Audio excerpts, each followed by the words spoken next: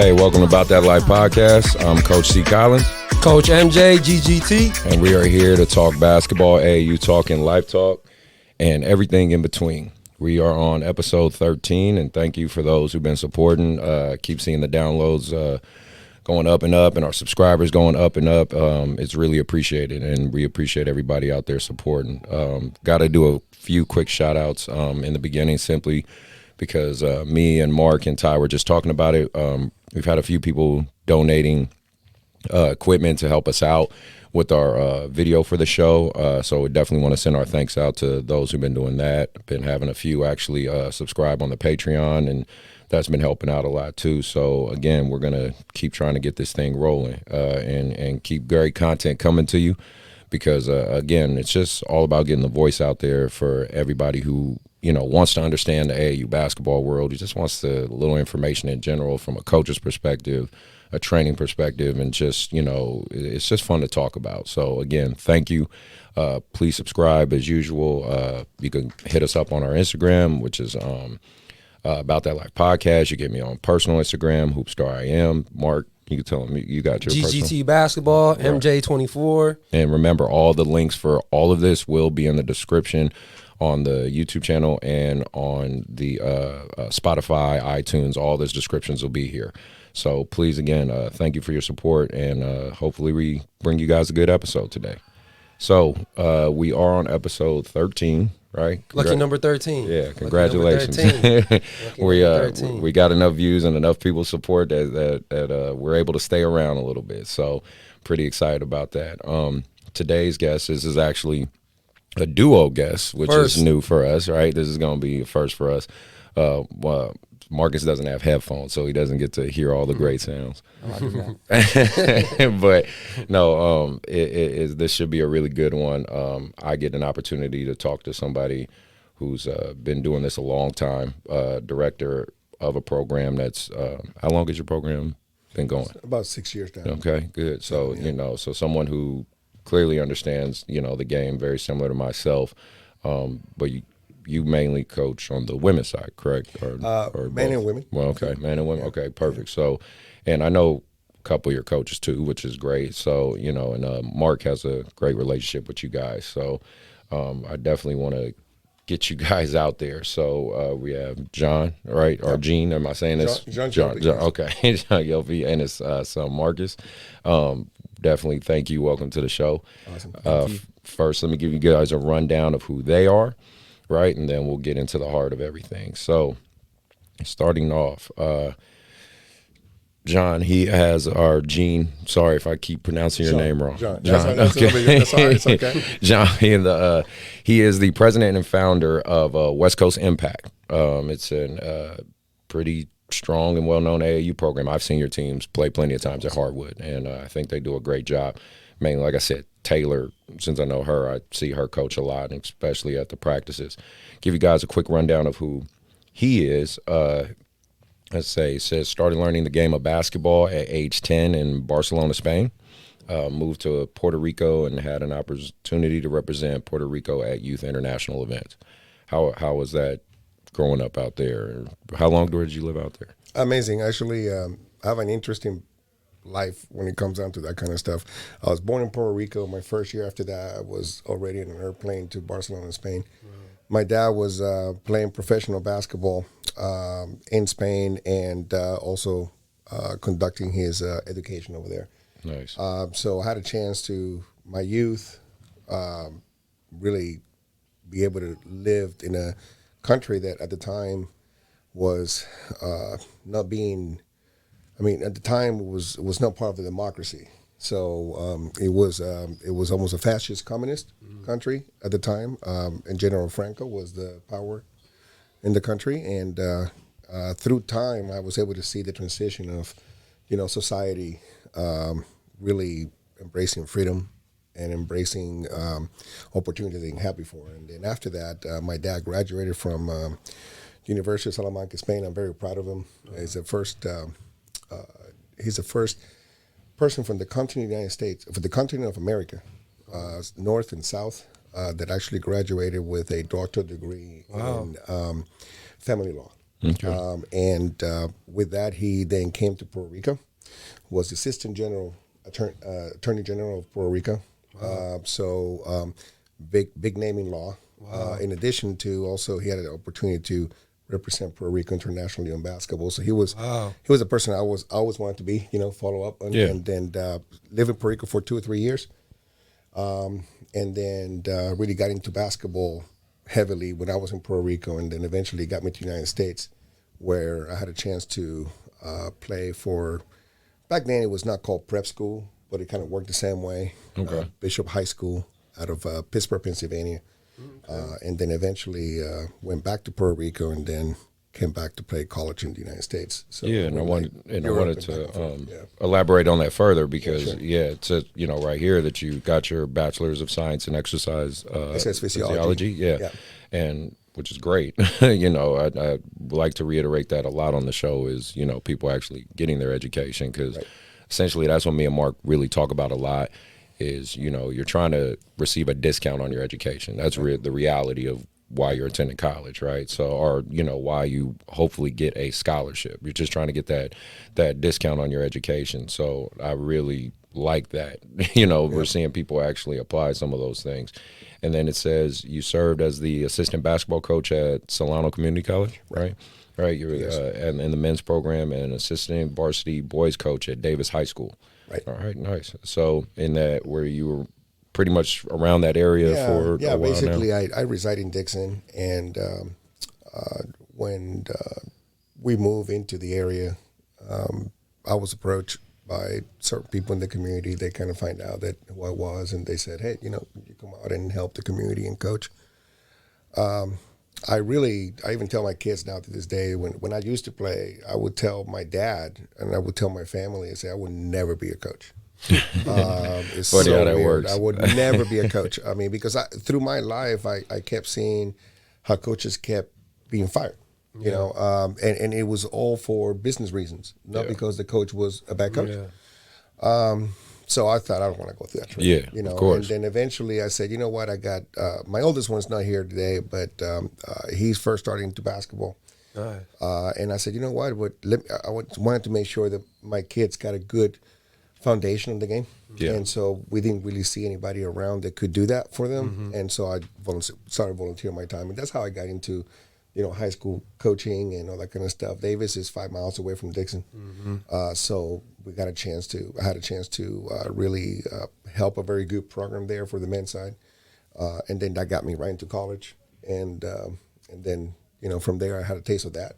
Back into high school again. And, so that's how I kind of started into this coaching addiction. Right.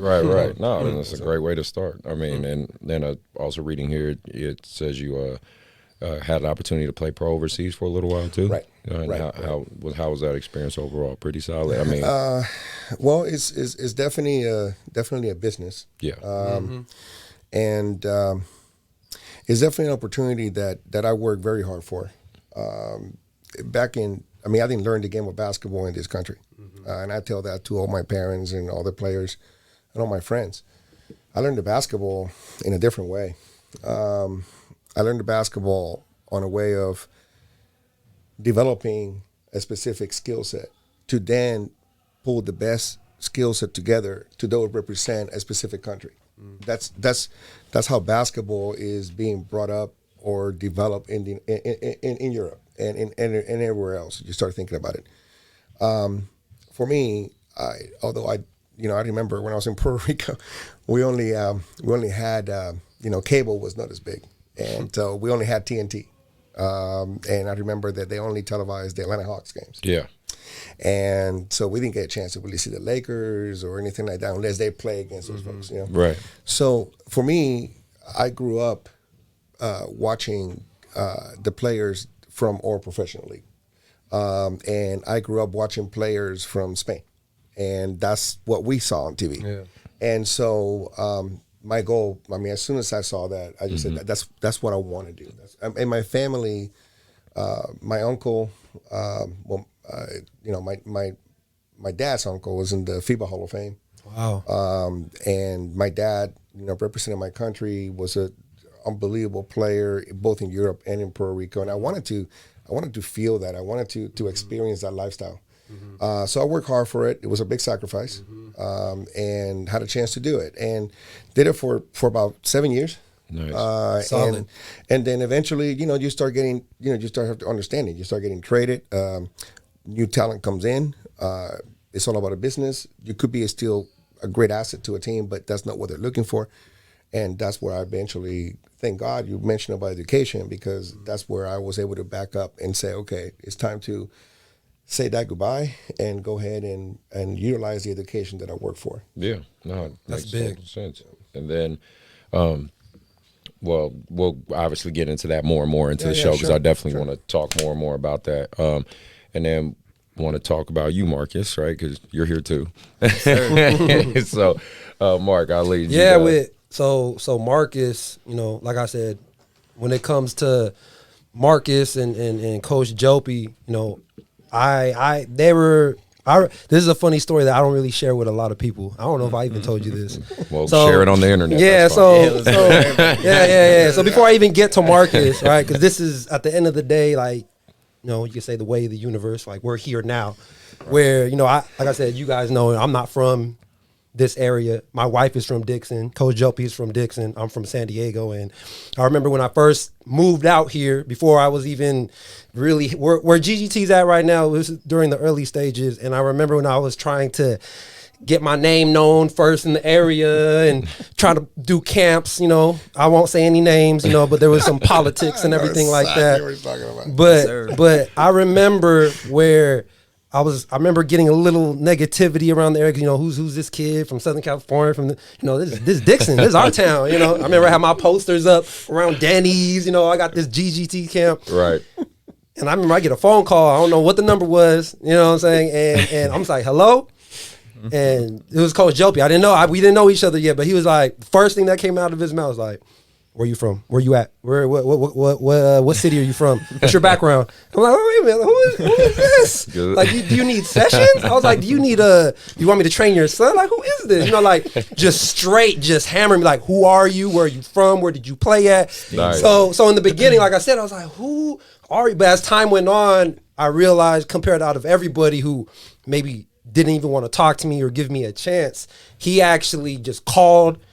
We talked, I remember we met up, you met my wife and everything, and you just wanted to know, like, okay, like, what's your end game? Like, like, wanted to meet me and in a way, getting to know you, I know, and maybe you kind of saw a little bit of you and me, I'm still starting up, in the passion, and that's one of the things that, I definitely consider you as a mentor, especially, like I said, coming to a small town, I don't know anybody, for you to actually pick up the phone, and be like, who are you, this and that, that gave me a lot of respect for you, and then from there, as I was building the community, I meet his son, and with Marcus, where he's at right now, he's You're track and field, right? Track, Yeah.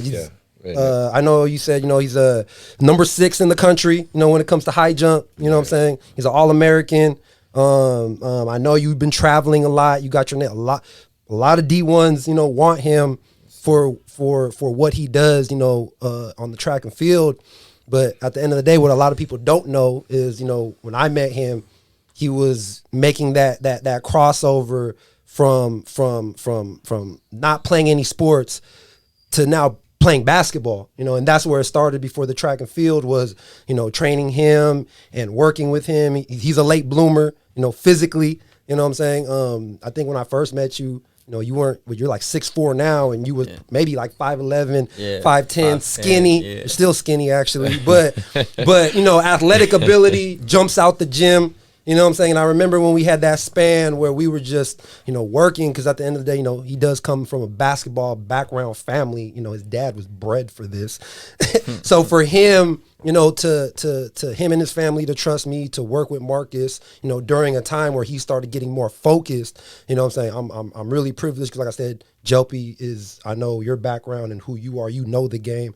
So for them to let me work with Marcus, and like I said, there was a good span. I remember you even got because you didn't start playing basketball till your junior year serious at Dixon. Yep. You know, remember your junior year, just blocking shots, you know what I'm saying? No handles, no jumper, you know, it's just rebounds and blocking shots to your senior year where, okay, double doubles, all tournament team, you know, you got all tournament team one time. You can make a career rebounding, blocking shots. Right. But the jumper was starting to hit, you know. Yeah. I had him in the gym. I had him in the gym with MJ for one month straight. We were in the gym, and it just shows with hard work, you know what I'm saying, and consistency where that took him.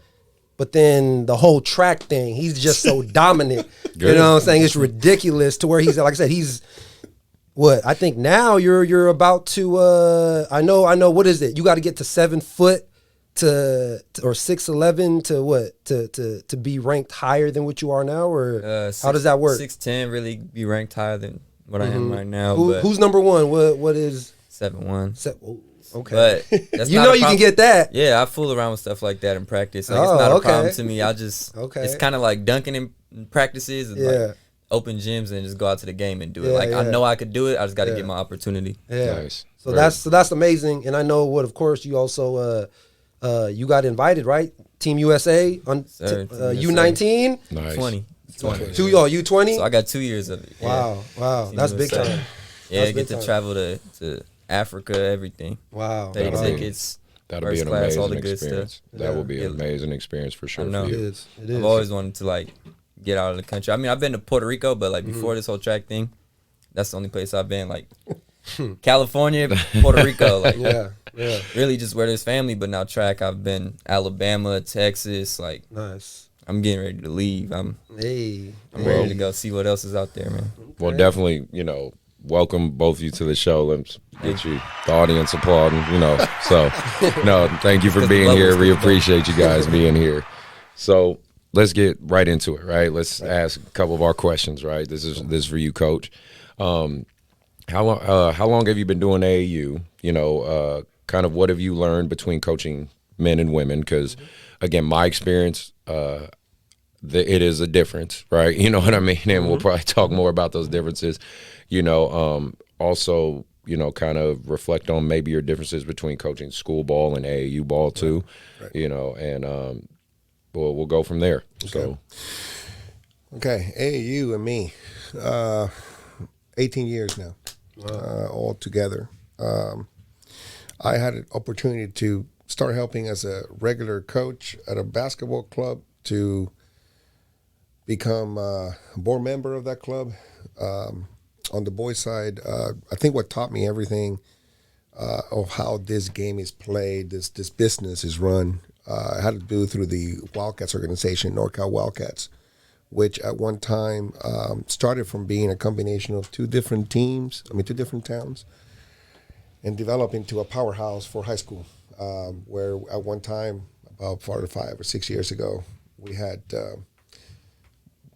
amazing players. Marquise Chris. We had Josh Jackson. athletes, Joe Jackson. We were a nationally ranked AAU program. Nice. And through through those years, I learned the ins and out of and if what not to do and what to do in the future that I think will work or not work. And what I did is I basically implemented that into a girls basketball club. Nice. And what I would tell people is AAU, I would look at it two business models. And none of the business models are wrong. I want people to understand that. The first business model is you have a club that may have a lot of kids, and they're giving a lot of kids the opportunity to play. They may have a very elite high school program. They're looking for boys and girls to be able to showcase them at NCAA, showcase events. Yeah. Their focus is to get them exposure, okay, and go out to national tournaments and be able to do that. And not necessarily they need to spend too much time on teaching the game. Yeah. They already got players that are pretty good. Right. Okay. Then there's the other business model. The other business model is focusing that same mindset and put it into just a few group of kids and be able to develop those kids realistically. I think where people, I think, and definitely around this area, when I talk to parents and I talk to other teams and club directors and so on, realistic expectations is what I learned from trying to do this. When I select a girl, or in the past I select a boy, I sat down with the parents. I always still do it to this day, and give them a realistic expectation of how it's going to go. Good. This is not, and a lot of coaches and clubs fail to do that. And I think that's where you see the misunderstandings from the parents and the kids. And that causes them kids to jump ship and talk about your club. Right. When in fact, you didn't have a bad club. You just didn't set the realistic expectations. Right. And so, to me, West Coast Impact, it's a journey. It's not a come in and play, quick fix, let's go hop on another team. Right. There are teams that do that. And I think that's great. I don't have anything against it. We're just not that model per se. First of all, we don't live in this area that have so many kids. Although we have kids come from other areas, we focus more on trying to realistically tell this girl or a boy, this is where we believe you could be heading, and this is a step process to do that. Your first year, you might want to come in and you're probably thinking, well, I want to play the whole entire game. Of course. And the parents kid. and the parents want to do that Right. to happen because you're paying to play, Right. right? So why not? But it is the duty of a director of that club or the coach of that specific team to really sit down with those parents and tell them, look, your first year is going to be playing time is going to be limited. That does not mean that you're not going to get better. The mindset in the United States about basketball and youth sports is the game, it's all. What they don't get, it's not the game. It's the practices. Yeah. It's how you do the practices. It's how you do the skill development. A kid is going to be able to go ahead and take and work on their move 100 times in a practice. In the game, even if that person starts, it's going to be able to take that shot probably 5 times in the game. Yeah. So when you start really thinking about it, it is my focus that I tell the parents and the kids is your focus here to excel and improve at practice. The game is gravy. The people that believe on that are the ones that you tend to see improving. And the parents that have been, with the club for a long time have seen that happen. So I'm not in the business. And again, some businesses may want to get the very good elite players and have them roll the ball, press the whole tire during the game, and let's meet you in Arizona. Right. Okay? Right.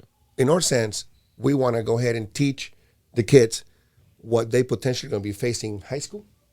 Not everyone, even though we all want to, are going to be able to play in college.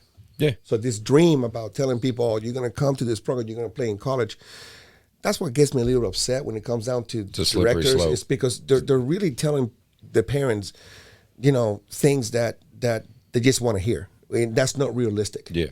And then in addition to that, the journey comes into perhaps developing that player to be the best high school player they can be.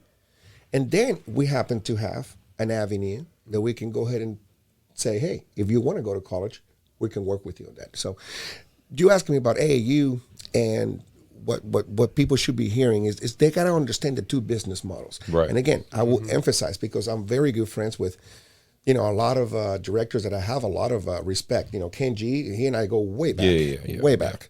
Great Ken's guy. been doing this a long time. Yeah, great. He and I some of the kids, we laugh sometimes because we see some of the kids, we were coaching against each other, and now these kids are like almost getting married. It's like crazy. But Sean Chambers, I had a chance to play with Sean, in the NBA Pro-Ams, and he went overseas this way, went overseas that way. Sean's got a great business model when it comes to that. My business model is just a little bit different. That's it. And so, I think what the rest of what I'm hoping is that the other clubs and other directors will spend more time with their parents as, putting the realistic expectations. And I think that solves a lot of problems right from the beginning. I'm very good at bringing people back to memory lane. Yeah. I agree with you. Hey, totally agree remember with you. when I told you that your daughter was only going to play 5 minutes a game? Yeah. Okay, that was like 3 weeks ago. Yeah, exactly. No, you set the tone early. No, that's good. Yeah. So what would you say are some of the fundamental differences between school and AAU ball? Absolutely. Okay, so what I will tell you is I had the opportunity to play high school in the East Coast and the West Coast. I will look at the country as approaching high school sports differently. In the East Coast, the coaching, the support is true, knowledgeable people that have been very experienced in the sport. And whatever you're in a public school or whatever you're in a private school, you're going to see coaches that perhaps have college experience that want to just coach high school. Yeah. When you take that to the West Coast, okay, it's a different mindset, way different. You have high schools that basically are private, and their coaching staff is ridiculously good. I mean, they have college coaches. I mean, Marta Day, Bishop O'Dial. Oh, on and on and on. Yeah. You know, Archbishop Mitty. You know, women's basketball, for goodness sake. Like USA U20 women's basketball coach. I mean, you know, you can't go wrong with that. But then you start seeing, what I'm saying is, like, you start seeing a change when it comes down to regular public schools. And that's where most of our kids are going to. So there's been a lot of coaches that have been able to put their time and effort on building a program at a high school level, public high school level, doing a very, very good job. And doing it for hardly no money. That's how the love of it. Yeah. Okay. They don't happen to be part of that staff or educational staff, teaching staff. They're not part of the union of the school district. And all it takes, really, just by that, is the math teacher to raise his hand and says, I want that job now.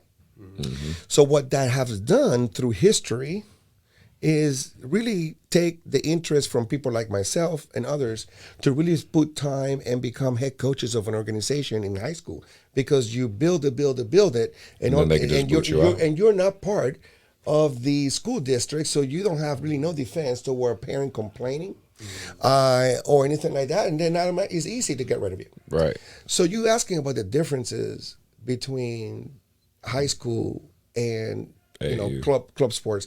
The other difference is, I believe a lot of schools believe that, and their kids believe that playing is a right and not a privilege. And just because you're in 10th grade, you're going to make the varsity team. Right. And if not, if you didn't play Susie or Bobby so many minutes a game, then they're going to go right behind you and tell the AD about it. Then you're going to ask the AD, well, tell me who's talking to me about it. Right. And the AD is not going to tell you. Yeah. And so all this, it's a different mindset.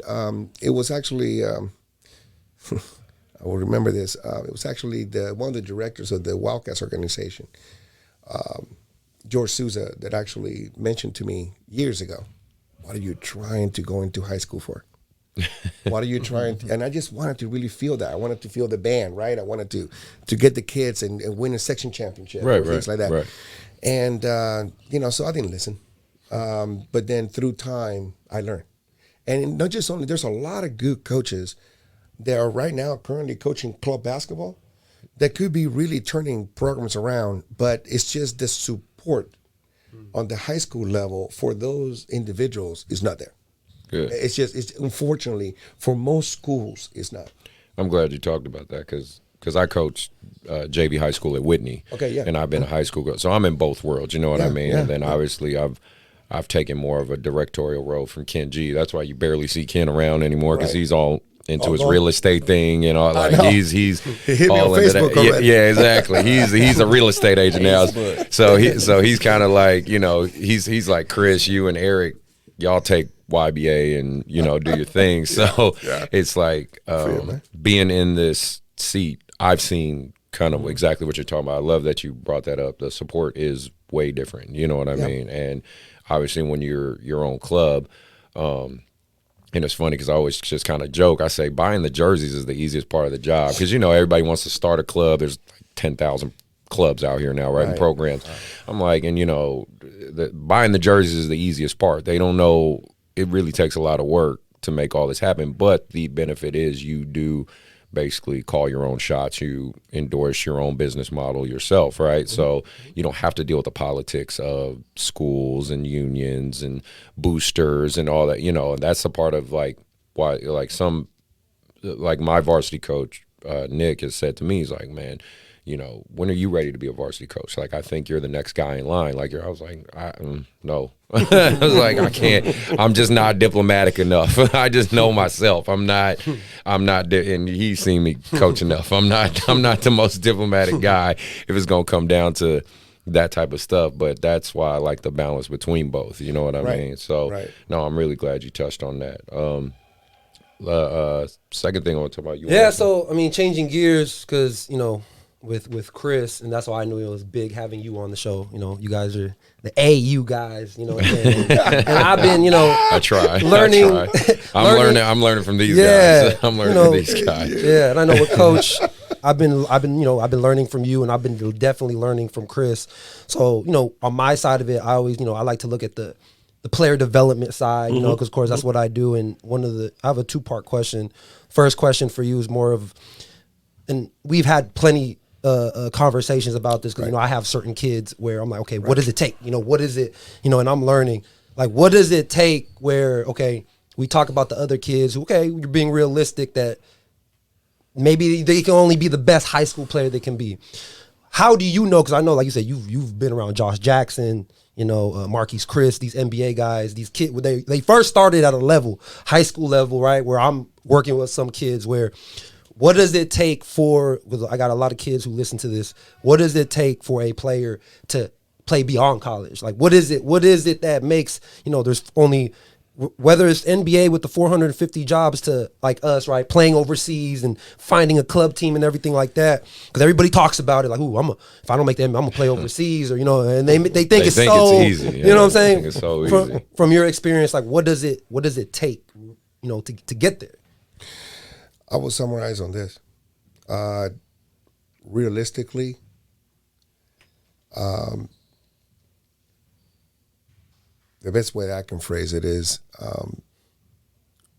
realistically understanding the amount of sacrifice you got to put into it. Mm-hmm. People understand that there's sacrifice with it. They don't have a realistic expectation of what that sacrifice entails. Mm-hmm. So, first of all, before I go any farther answering your question, Mark, I think very highly of you. Thank you. I think very highly of a lot of trainers that you associate Bracey. Mm-hmm. Bracey played for me. Mm-hmm. Shout out to Bracey, Team Rampage. Shout out to Bracey. Shout out Bracey. Yeah. Here's what happens. Okay. Professional basketball is not just U.S. Mm-hmm. It's the world. Yeah. So let's elaborate on that for a second.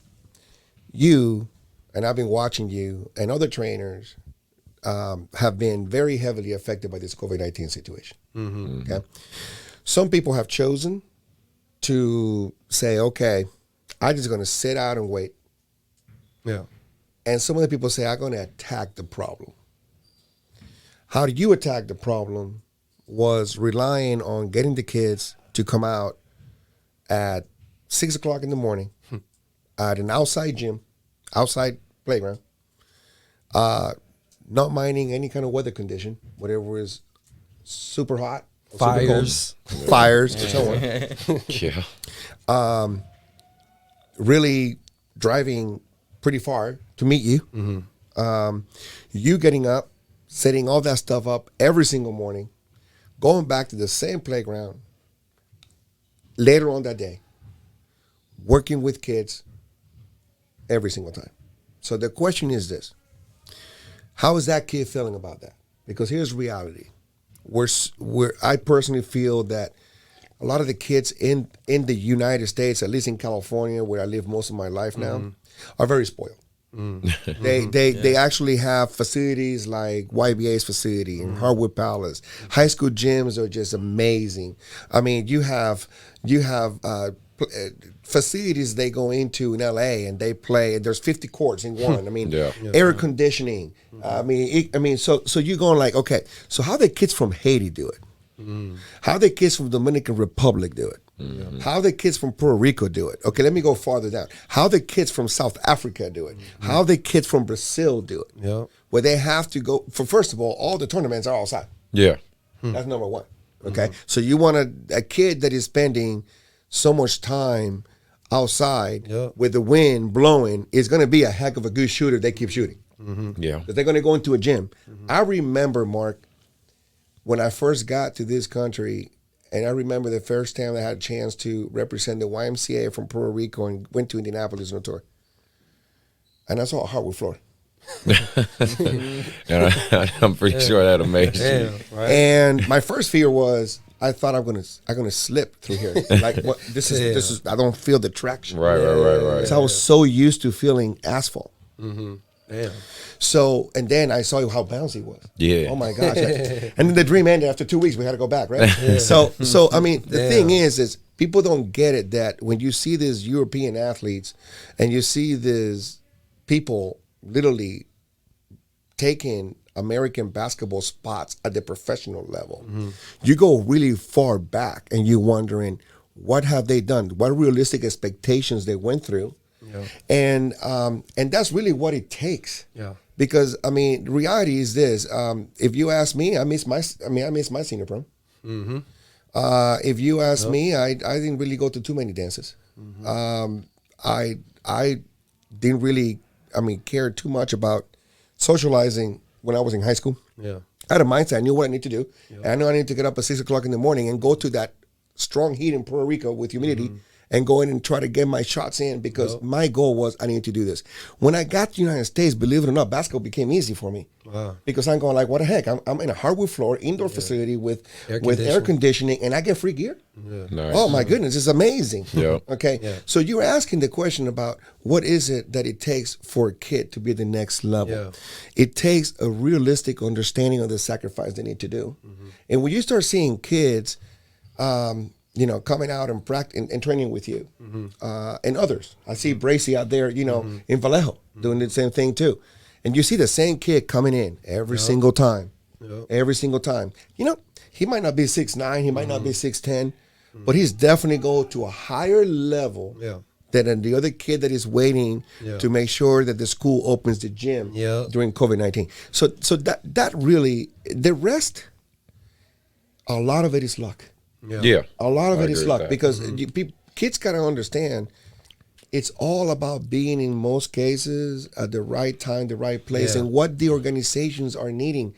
A lot of people kids go like, wow, what the heck? This is going to be great. I'm going to go play in the next level. First of all, I saw your expression when you were saying about going overseas. Yeah. I get kids talking to me all the time about, Coach, can you hook me up in Puerto Rico overseas? They don't know. I played in Dominican Republic. That's why when you mentioned that, it's like I know exactly what you're talking about. And so, you got to understand. Players that are in overseas right now at the Division I level, those are players that are fighting for an eight spot at the NBA team. Yes. And now you got these leagues that are paying these kids way more money than when the NBA is paying them, which that's why you haven't heard of them. Yeah. So kids back then when I played, we were like the pioneers of like trying to get it to the pros in the United States, right? You got one guy, Marcellinus and all those guys, they make it in the NBA, you're good, okay, wow. They represent, but now you got hundreds of Marcellinus, coming in and playing. And then I love it when the New York Knicks always look at the draft and they start booing for that foreigner they got, and then they find him in Dallas. Right. So it is. I think they need to understand that right now, going overseas is just as competitive.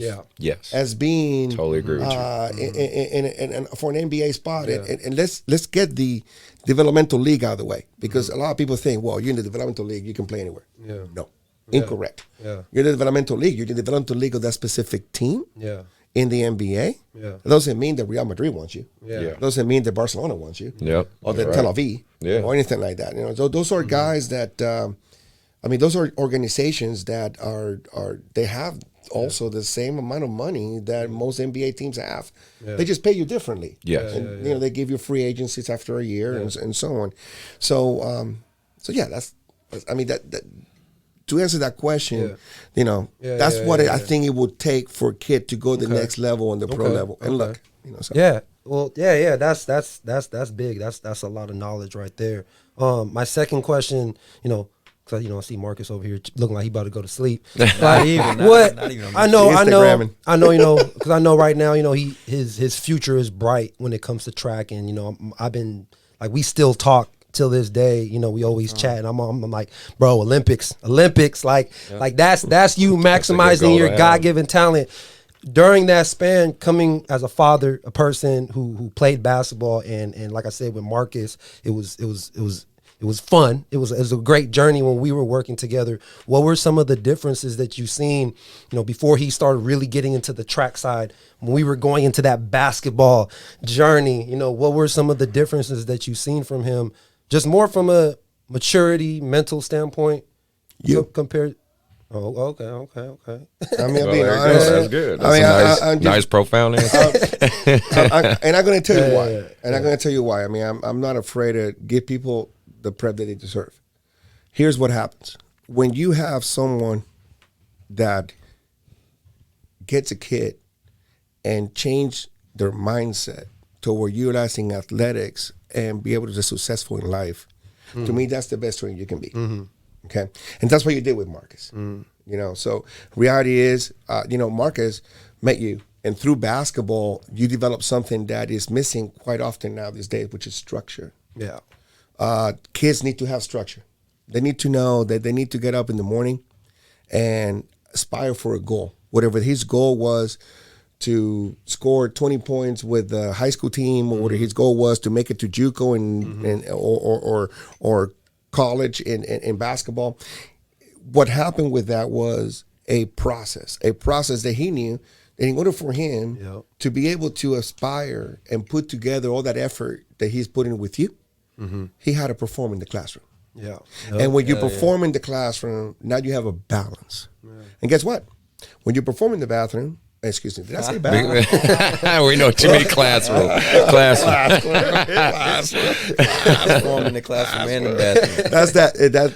I told you that's the accent thing. When you perform in the classroom and you perform athletically, you're a cool kid to be around with. So what you have done for Marcus through basketball is change his life. So when it comes down to trainers out there, you know, and I used to be one before I got into the coaching. You know, I spent the 8 hours just like all you guys do. Right now, I can't. My body doesn't give me that privilege. But when I see people, you know, Marcus was not a 5-star, you know, basketball, you know, ranked top athlete in the country. You picked Marcus and said, I'm going to teach you the game the best way I can, but with the hopes that you follow it, but also with the hopes that you understand that academics gotta go with it. And with that said, he became dedicated and focused. And it happens to be that Marcus had a gift on track and field that we turned to realize that it happened because we allowed him to do other sports. But it wouldn't happen, he wouldn't gotten there if it wasn't because he met you. Yeah, so, I want to touch on that too, because that's deep. It's like, it's real. Like, you know, we met with Mark and everything. we start training, going hard, and I'm like, okay, like, yeah, maybe half my shots aren't falling, but a week ago I was making 3 shots, like missing everything. I'm like, I see a progress, and you kept talking to me, you know, we gonna make the varsity team. We gonna start. We gonna get all turning. We gonna do all this, setting all these goals. And I'm like, speak it to existence. I'm like, I don't even got grades. Like, I'm not gonna make the team if I can't even got grades for it. So I'm like, okay, I gotta put my head down so that I get more opportunities to train with Mark, like, so I can feel better. Like, so boom, I got that down. I got my grades. because training from you, you know, telling me all these goals I got to set, like really motivated me. And then from the grades, it gave me opportunities to play the other sports too and like find myself more like, so it was like training with you really helped me find myself. And then I ended up trying track and it was just a pop from there. But definitely like nothing would have happened if it wasn't Mark like spitting those goals into my head. And that's what I love most about him too. He's like, he'll tell you something and like a goal, like, okay, we gonna get you D1. And you're like, all right, like, cool, like, do this. And then he's like, but you got to come with me at 6 in the morning, 12 in the afternoon, and 4 p.m. at night if you want to do it. And it's the kids that really do that with him. And, you know, Mark's an easy man to trust because he knows what he's talking about. He'll really get you there if you work with him. Like, it's true. I mean, to me, at the end of the day, like I said, working with Marcus and learning from Coach Jopie, it's if you have a passion for something, I feel like it's easy. You know what I'm saying? And I feel like a lot of the kids who don't understand that they talk and they say, you know, all these things, but they don't actually show it. You know what I'm saying? And so to me, you know, to see where you're at now, I'm very proud, of course, you know what I'm saying? But like I was there day one. I remember, you know what I'm saying? The ups and downs, and even sometimes thinking like, I don't know, bro. You know, just like there was always the inconsistency to the point where something just clicked and it just kept rising and rising. So yeah, man. Like I said, I'm proud of you. I'm definitely happy that I've met you guys. But I definitely see I've been saying it since day one. Even whether it's basketball, track, or even if it's entertainment, like you gonna be somebody. You know what I'm saying? So that's something that I've always noticed about you. So. And I wanted to lead more into talking to you more, Marcus. Now, you know, your dad has said some great stuff, but we're gonna focus on you right now. No, I wanted to because I'm a fan of track. I used to do track myself. My brother actually was a dual sport athlete too, and went to Warner Pacific for basketball and track in Oregon. So you're definitely around the right company, right? Like I did high jump, triple jump, long jump. He did the same high jump. My boy Nealon Greenwood went to Washington. When I was at Sac City, he was like, our track team was like killing that year, and he ended up being like one of the top in the nation. Like could have probably gone to the Olympics. Like he was approached to, but then, you know, he became a family man and became a police officer. So shout out to Nealon for that. But I'm just saying, like, I'm a huge fan. I wanted to just ask you a couple quick questions about that. Like, you know, but with the combination of basketball and track, how has that impacted your life? And, you know, what is kind of your preparation methods before you compete and things like that? Like, what is your mindset, or, you know, what is your focus when you're getting ready? So I'd say towards the preparation is definitely the hours put into it. We go, 6 days a week now, 2.5 hours a day. Nice. And then I was like, it was Mark at the start telling me, like, you got to do stuff at home. What I do for you, even if I'm going 2 times a day, what I do for you is not going to get you to where you want to be. And it didn't click till I started doing track and feeling confident with it. But, man, and diet and stuff, too. Mark put me on that, everything. So no more Taco Bell? I haven't had Taco Bell in over a year. I'm going to put that out there. Hey, 1 year, no Taco Bell? He's still snixing in a little bit. Nah. He lying. But yeah, definitely the hours put into it. That's got to be it, because you come home sore as hell, and then you realize 2 hours later you're at home, you're not doing nothing. Like, okay, I can get up, jump rope 15 minutes, you know, do 150 sit-ups. Okay. Well, that's good, because how old are you? I'm 18. Yeah, that's what I'm saying. Our youth listeners, because we do have kids who listen to this too, they need to hear your side. They need to hear from someone who's actively doing it right now. So that's why, definitely. Please keep talking, keep going. Yeah, because it's like high school-wise, I was motivated. I was like, okay, I'm ready to hoop, ready to do track, all this, but I wasn't putting in the work. I was just going off basically what Mark called the God-given talent. You know, I could jump. I love jumping. I love dunking. I love jumping over a bar. Like, I could do this, but in reality, I wasn't seeing myself get better until I really started doing the extra stuff on my own, not just going to the park and putting up shots with Mark, or, you know, going to my track practices. Like, I'd have to do stuff at home. My extra stuff, everything. The diet changed everything. Good. I didn't know a diet would change it like it that. It does. What you put in your body matters. Yeah. When we're all, well, we all older, so still, but when we were your age, we all thought we were invincible. Then you start to realize, like, you know, as you get older, like, oh shit, I should have done some things the right way. So it's good you looked on that early. Trust me. I know. That's what I'm grateful for. finding stuff out so young. Even though I'm like late to it, I still feel like I'm grateful to find these things out young, like before it's too late. Like it's late, but not too late. I know I still got time to. Well, you got a lot of time. Do You what I ain't got. even Yeah. 21 yet. Exactly. You're not even in your prime yet. It's better that you understand this. That's why, like I said, that's why I always was with everybody, and especially you, you know what I'm saying, just drilling that mindset. Yeah. So whenever it did click, you know, you're 18, so 19, 20, 21, 22, 23, 24. Like, you're not even close to what you can become if you stay consistent. And so, of course, I feel like it gets to a point where it becomes an addiction when you start seeing results and you start seeing success, where you're like, why am I going to go back to that? You know what I'm saying? And I'm seeing that with you, where a lot of kids, like I said, it's the majority of kids who don't do enough that start like, oh, well, you know, why didn't I do this? Why didn't I make it? And to me, I feel like it's an easy equation. You know what I'm saying? So yeah. No, and then also I wanted to ask you guys kind of a double question before we lead into more of the current events and just talking about random stuff, right? But because we're gonna have a really good, unique situation here, having a coach, ex-pro athlete dad with his son. You know what I mean? And I mean, well, first, did you ever like coach him in basketball at any point, or was it kind of? So I did. Okay. I did a little bit when he was very little. Okay. But then, you know, started like let other people coach him. Yeah, exactly. And that's kind of what, because the reality is, and you know this as well as I do, most AAU clubs start but daddy ball, right? That's the thing, right? That the term you hear a lot. It's usually a couple of dads that are like, hey, my son's pretty good, your son's pretty good, let's put them together and get some pieces around Almost him, like right? Papa's Club. Yeah. So that's, I kind of wanted to touch that, since that's a big prevalent thing in the AAU world, and hear your perspective and your perspective a little bit. How was that overall? Like, you know, him coaching, or, you know, you growing up with a dad who knows a game, who knows sports, who knows, because again, basketball is a transferable thing. If you played pro basketball, if you play collegiate basketball, you just know as an athlete what it takes to be an athlete, right? Regardless of now you're pursuing track, he still has an understanding of like, this is what it's going to take for you to be your very best at track, period, no matter what sport you choose, right? Let's say you chose football. It doesn't matter. He still would understand or have some conceptualize of it.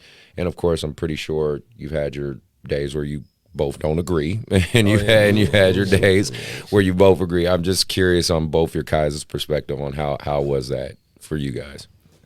It was good. You know, it definitely taught me a lot about, like, grind. Like, put your head down. Yeah. You got to get to work to get where you want to be, because my dad used to have me, my brother, and my sister. He got us little basketballs. We were, like 5 years old. Every night we had to put up, like, laying in the back of our bed. We had to shoot our little jump shots.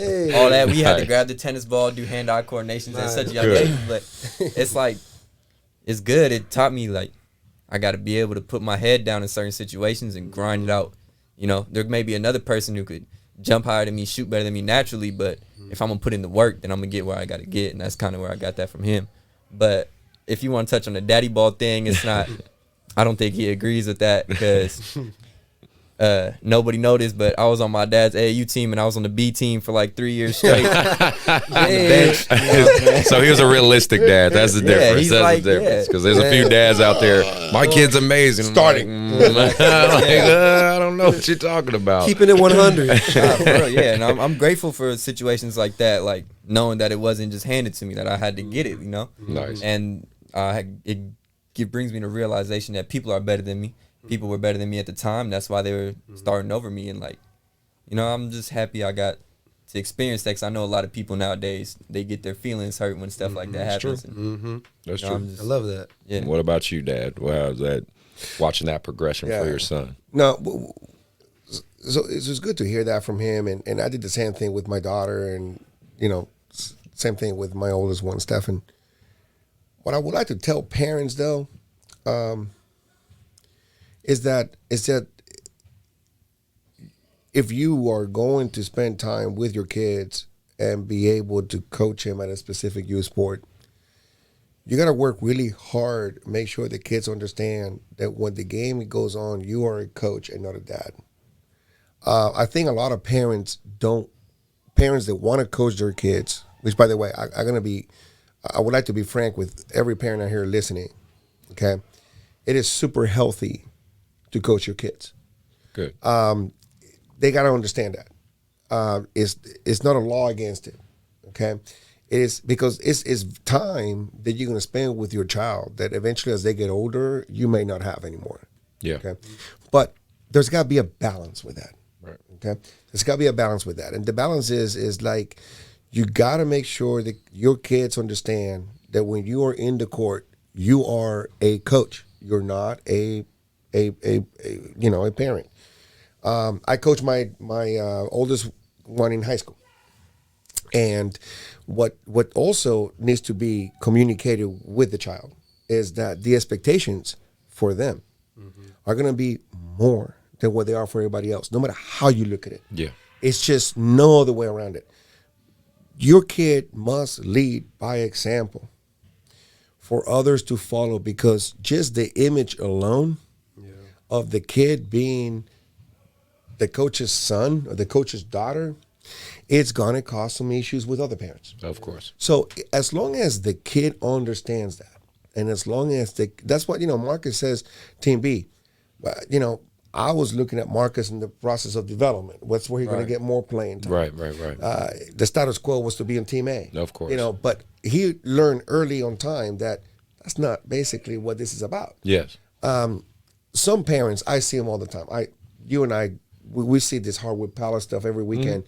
You see how many parents are coaching their kids, and how many kids are playing all the time. Yeah. And it's even in high school it happens sometimes too. I mean, it's just always very controversial.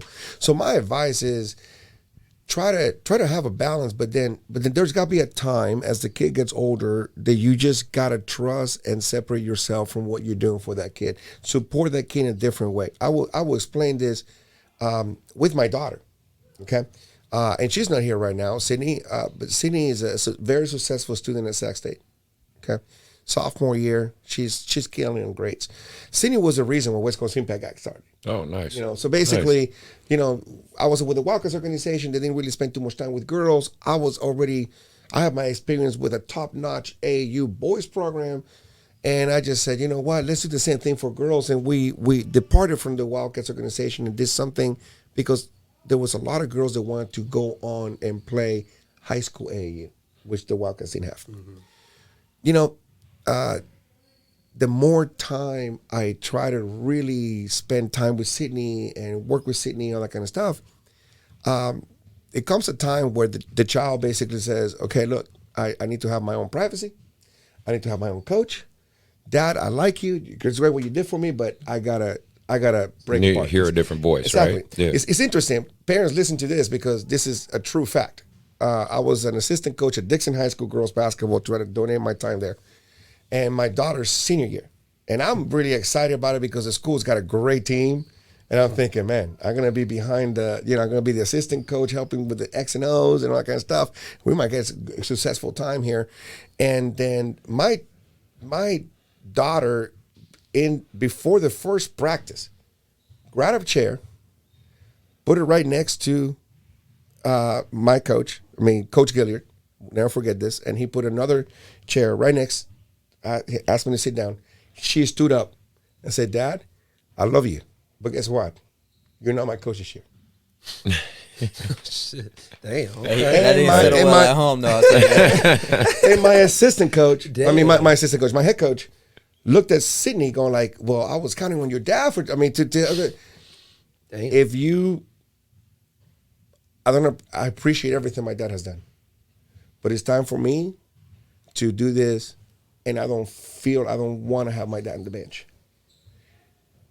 You got to respect that. Yeah. You got to respect that. You got to go with it. You got to understand it. And, in life, you learn this kind of things. I wish I could have done that sooner with Sydney. Okay? And definitely sooner with Steph. But it's got to be understood that, a lot of AAU teams are being built right now with the intention that the parent wanted was best for their kids. Because they even don't know or don't know how to trust other people that can do the same job for them. Yes. So you see a lot of mamas and papas teams from the street and neighborhood. Mom and Dad Elite. That's what I call them. Mom and Dad Elite. and it's so good. And for the record, they're putting a lot of time and effort on their kids. Absolutely. And I'm all for that. But they don't know what it goes with that baggage. And I think they should understand that. From experience, I will tell you that if I would have done it all over again, I would have definitely had my kids in a club that I probably direct and will never coach them. and that's because I will coach them in the early stages, but kind of depart away after that. That's my opinion on that. But I think you can agree. Yeah, when we see all these AAU teams out there, mamas and papas, and they fold, and the same girl keeps taking the same shots. Yes. and the other girls are just going like, okay, it's not going to last for too long. Exactly. Yeah, and I totally agree with you on that. Well, no, this is all great stuff. Well, switching gears a little bit, let's talk current events, right? Current events of just what's going on in life and everything out. First, we're going to start with the NBA. Different little stuff locally. The Kings signed Whiteside. Going back. Back to Sacramento. Yeah, exactly. So, good for them. And this is just kind of a proclamation, I believe, because I was watching the news about how the Knicks have kind of pulled away from Westbrook because I think it's the contract more than anything. And then also, Westbrook is just a hard character to necessarily fit. But you know what? I think and again, this is just my opinion, I think the Kings should go after Westbrook. And the reason being is not for a championship. It's for viewership. I'll be honest with you. I said this. I DM'd somebody who posted something about Hassan Whiteside coming back, and I was like, they need to get Westbrook too. You said that? Yeah, I swear to God, I got it in my Instagram. Because DM, imagine him and De'Aaron Fox. Yeah, that front court, would be fast as shit and athletic and stuff. But again, are you gonna get an NBA championship with that? Probably not. But will people watch? Yeah, they'll watch. Relevant. You know what I'm saying? So that's kind of on that one. And then the other thing was the Montrezl Harrell thing. I want to talk about that one. Yeah. So someone on social media funny. called out Montrezl Harrell. Let me get it right because I put the guy's information, his name's, and he's a Lakers fan. Lakers fan over here. So got to talk about it. It was with, back to back. Antonio Cortez, his IG is Cali King, Cali _King 323. On April 2019, he DM'd Montrezl Harrell and said, you're not gonna win, because this is when he was with the Clippers, right? They said you're not gonna win the Lakers gang, all day. We're gonna win. And you probably gonna sign with us after we beat your ass, and so he screenshot the DMs and posted them on his IG, and so Ball is Life got a hold of it, Hoopview got a hold of it, and Montrezl Harrell blocked this guy because after he posted it, he said, "Hey man, you got to buy me some shoes or something because I was totally right. I called you out," and so Montrezl Harrell. A bunch of people are tagging this guy and hitting him up. So I just thought that was pretty funny news right there. He DM'd him back, right? He replied. Yeah, Montrezl Harrell DM'd. They messaged each other. He did. Montrezl called him like a lame, and he was like, "You a lame ass. Lakers ain't winning nothing. We got this." Montrezl Harrell in the DM said he'll never sign with the Lakers. He said he would never sign with the Lakers. Hey, it just sounds like Montrez just got more smarter. That's how I see it. You know what I'm saying? Like basically. Exactly. Right. So I just thought that was pretty good. Also wanted to talk about unfortunate. Well, I'm a Warriors fan. In case you guys don't know, I'm a Warriors fan, and the Klay Thompson injury definitely hurts. It sucks. Man. You know what I mean? For myself, I tore my Achilles 2 years ago. So and I tore my ACL last year. Yeah, and that's he got both. Hey, that's what I'm saying. It's funny. He got both of our injuries basically, and it's crazy. And I'm able to hoop again now, but it's never the same. You know what I mean? Like I'm hooping in men's leagues and for fun now, but it never feels the same. So I just thought that was prayers to Klay Thompson. Definitely prayers for you, Klay, man. That's a tough spot to be in. I can only imagine psychologically what he's going through, right? Back to back years. It's tough. He's kind of like Kevin Durant had, right? Yeah, exactly. But it's like you had a knee injury.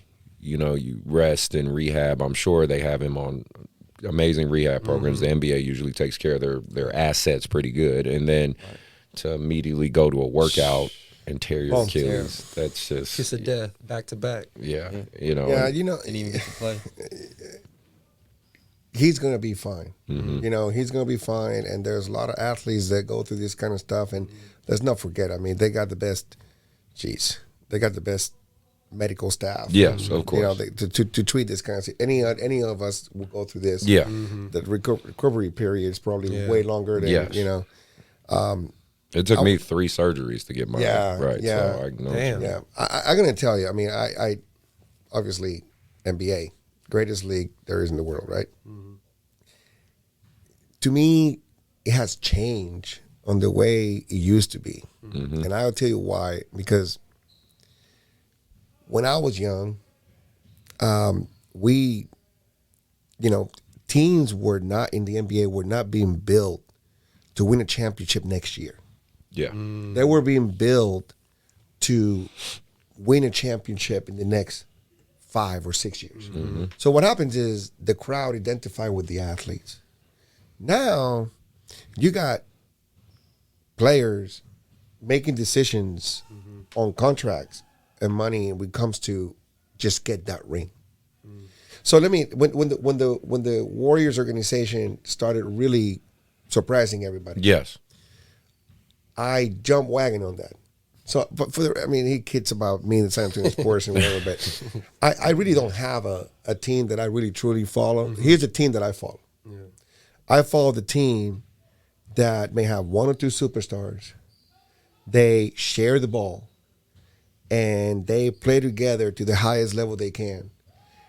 And I'm hoping that team will stay together the following year. Yes. When the Golden State Warriors started coming out the way they are now, I mean, before Kevin Durant. Yeah. They did it all organically. They did it all organically. They didn't have the draft. the horses that they had in the previous years. Yes. Right? And so you saw this kid, 6'2", shooting from everywhere. Yeah. And you saw his partner, Clay Thompson, just shoot. 6'8", 6'9", and then you shooter. start identifying with that. Yeah. And you see a level of play, people doing roles that didn't have to do with scoring, but rebounding. Yes. Leadership. Yep. You start seeing a style of coaching that the players really had no other source just to believe on that coach. It kind of looked like a college team. Yes. That kind of atmosphere, right? Absolutely. So when I fought the Golden State Warriors and I wanted them to beat everybody just because of that. Yes. Then they get Kevin Durant. Then they get this. Then they get that. Then they get this, and eventually became everybody's boat to jump in to get the ring. This last season, I was a big fan of the Miami Heat. Yeah. And the Miami Heat didn't really have They too many players. I mean, they had 1 or 2. Yeah. But you saw how they were performing, and you go like, wow, this is great. And in the final game, I was just hoping they would make an offset. So I follow the teams that create offsets, the Kings. Other than I personally believe that you have a better, hopefully we got it already, but they should have a better, administrational staff when it comes down to selecting players. Yes. Players now go to the Kings just because they want to. It's a step process to something else. Yes. Yeah. So teams need leadership, and there is no leadership in the organization for a long time. Yes. And whether that leadership is crazy or not, as long as that person is able to put 12 athletes together and achieve a mission, that's the way it's supposed to do it. So Brooks, being that person, will be a perfect person to do that. Then that will follow me on me saying, I'll pay $200 to go see him. Nice. So that's what comes down to it. But just me going through the process of watching them see 3 athletes that potentially going to end up being the stars of the Houston Rockets or something else when they playing the Kings. Like, I want the Kings to be when the Kings were the Kings and they went to the playoffs and the Lakers upset them. They had leadership. Yeah. I mean, those guys, they built a team that took over 3 or 4 years to get to it. Now it's like everybody is just okay. Well, you know what? I could be playing for this team, but I'm just going to go win a championship before I retire, so let's all hop on this one. And the fact that the NBA is allowing that to happen, It's a lot of ring chasing. it's making it difficult for fans to really get, the Lakers are always going to be the Lakers. Celtics are always going to be the Celtics. But the other organizations need to actually be able to have a fair chance of being able to have those athletes. I think something's got to be done with the commissioner or the league, perhaps, to have a little more of a stoppage at this issue of going into teams just to win championships. Because, you'll win the championship. And you know what? The final becomes boring. Yeah. I mean, and, we're fans here. Right. Okay? Yeah, So, I course. mean, honestly, the Miami Heat final, I was hoping for a great. Yeah, of Boring. course. There's no way they could have. But look at the horses you had with the Lakers. Yeah. So you want a final where Where it's like when the competitive. Detroit Pistons used to play the Chicago Bulls, and Chicago Bulls only had one guy and have five guys that became stars later. When you had the Lakers with Magic Johnson, and you had then the Celtics with Larry Bird, Yes. and you going and it was an even thing, and it's a rivalry, and it was, that's the kind of basketball in the NBA that I kind of miss. Everything is so business oriented now, and it's about to get a ring. True. I wish teams like the Kings can land athletes that we can identify for the next 4 or 5 years and have them reach a playoff goal. I don't know. That's just my opinion on it. I know. I mean, you bring up a lot of good points. I mean, other notable trades or whatever, is like the Clippers got Ibaka. Yeah. Houston got Cousins. And the last thing we got to talk about, this isn't NBA related, but it has to do with a Nate Robison. former NBA player. Nate Robison, my man. You got knocked the fuck out yesterday. I mean, that's the best way I can put it, bro. And we were watching Matt Barnes earlier, and a bunch of other NBA guys. Steph Curry had a little dig at you. Look, man, I'm not gonna make no digs at you because I used to box and I love boxing, but bro, I'm gonna tell you what my coach told me, bro. You can play basketball, you can play football, you can play baseball. You can't play boxing. You got to train at that shit, brother. And it didn't look like you did. I could be wrong. Damn. I'm just saying, from the outsider with experience watching you fight, it looked like you just thought you could just put some gloves on and start swinging, right? And I guess it's worse because you got knocked out by a YouTuber. So but again, that YouTuber has been training for the last, I think he said 36 months or something like that. He was taking it serious. Yeah, like he was like, nah, I'm gonna knock your ass out, and the height advantage and the reach advantage. I watched the fight, bro, Even the and strength advantage. the memes that coming out with him right now, man, it's so bad. It's you feel for him, like. How do you recover from that? I don't know. It's gonna take a minute. My suggestion, bro. You gotta pull your kids out of school. Call Comcast. Tell them you want to get rid of your internet for the next 6 months, and just let it blow over, man. I mean, you're gonna have to take some L's on the internet. But I commend you for doing it. He did it. Respect it, getting the courage to go out, because a lot of people don't understand. It does take a lot of courage to throw those gloves on and get your ass knocked out on national TV. It's just. But the way it happened was just so bad, bro. Pay-per-view. Exactly. Because, okay, in a boxing match, you plan to see someone get knocked out, and that's fine. I mean, there's a way to lose that it still doesn't look so bad. But this one just looks so bad. And it didn't help that you had Snoop commentating. You had Snoop Dogg commentate, high as shit, making jokes. I just want you to understand from Bout That Life podcast, bro. We are with you. Right. Prayers. Prayers.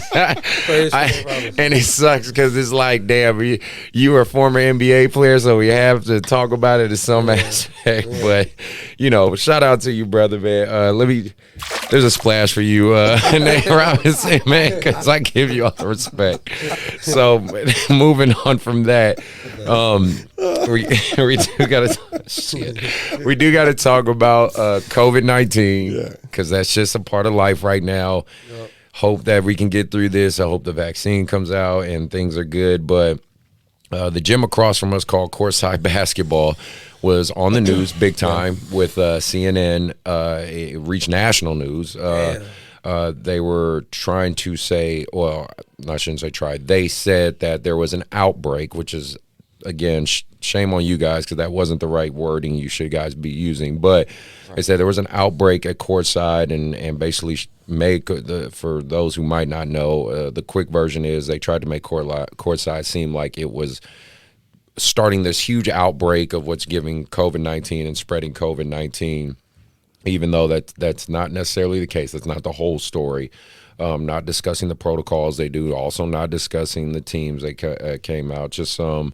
Just wonder your guys' thoughts on all this, with this, because again, COVID-19 is just a part of life, but it's more, should courtside cancel? I still don't think they should. I think you just have me personally, I think you have a group of people who are afraid to come out and want to shut everything down, and they have that right. I'm not taking away that right. Like, you absolutely should have that decision. You have another group of people who are maybe too extreme where they're like, I don't want to walk around with a mask. I don't care about anything. Everything's fine. Blah, blah, blah. Like living in this fantasy world, like COVID is a hoax, right? Which is bullshit too. And then I think you just have the biggest group is the in-between people. Some who are kind of just want to do things the right way, but still want kids to hoop. I'm sure like you, Coach, you want to see your girls play and you want to see your kids hoop. I want to see my kids hoop and play, but I'm going to acknowledge that there is this, pandemic going on. So, just was curious about your guys' thoughts on that. Anything you want to say about that? I think ultimately, I feel like they should open sports. Like CIF got pushed back for football, everything. Everything shut down. I think down. they should open sports. Like, they should have protocols. Though. Yeah. Definitely protocols. They shouldn't just open it full blown. Everybody just go out and do this. Nah, like, I understand there's teams that are going to take hits from protocols and stuff like that. Like, maybe football practicing 3 days a week, like that's going to affect the team. Absolutely. But if the kids want to get out there and get film and, get stats that they need, then I think it should be open. Okay. But I definitely don't think it should be rushed. I think there's better ways to go about it than just throwing everything open or just shutting everything down. What about you, Coach? All right. So I'm gonna give everybody that's listening to this scientific facts. And I can back them up because I work in the pharmaceutical industry. So that's my real love. That's my true job. Okay. First of all, for anybody that is listening to this and actually thinks that there is no COVID-19, I highly suggest you educate yourself. Yeah. Okay. So there is a COVID-19, period. The same way there has been previous COVID-19s and bacterials that have come in, somehow generated through different things in the world that eventually have gotten to the point where we have been able to, find a cure for it. This is very similar to when AIDS came out and people were very confused about what's happening. You have the gay population thinking that was the one that did it. You got athletes coming out with it. People didn't know where to go. So scientifically, there is going to be obviously a solution for this. Whatever is going to come in now, right away, or is going to come in later, there's going to be immunization for it. And people are going to get it in stages, and that will all depend on our government to how they want to distribute that. The problem that happens is, and I'm gonna take a step back and look at it from someone from another country. Okay. In the since March, when this first really got announced, and it got announced in February, but March, really start people taking action to this. I really, really understood that there is not a word called United States of America. You have states that are in a land called America, which is actually North America because America is a continent, for those of you guys listening. Okay? And the word united disappeared.